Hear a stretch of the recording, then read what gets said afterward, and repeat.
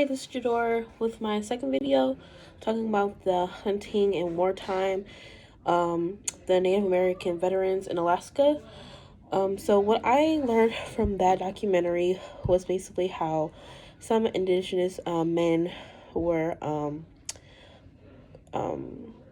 went to war. Specifically, one of the wars was the Vietnam War, and they had basically had to deal with putting their lives on the line while also dealing with the struggles of being Native in the Army, because they dealt with racism.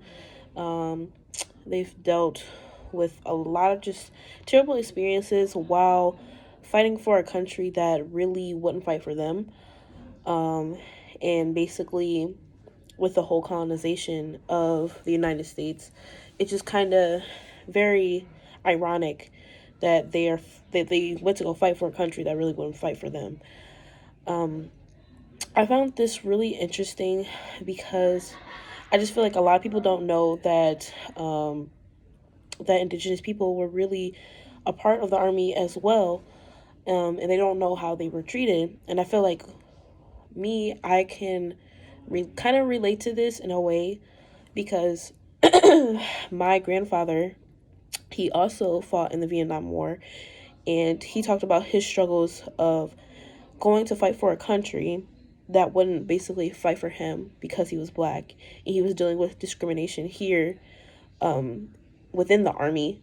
So he had to deal with those type of experiences while also trying to fight for a country that really wouldn't fight for him. So I can just only imagine how the indigenous people felt doing that for the United States. And honestly, I think that the way I can be a better ally with the Native community on this topic is just showing, obviously amplifying their voices, but also sharing their experience of how they did have to go to war. They did have to put their lives on the line.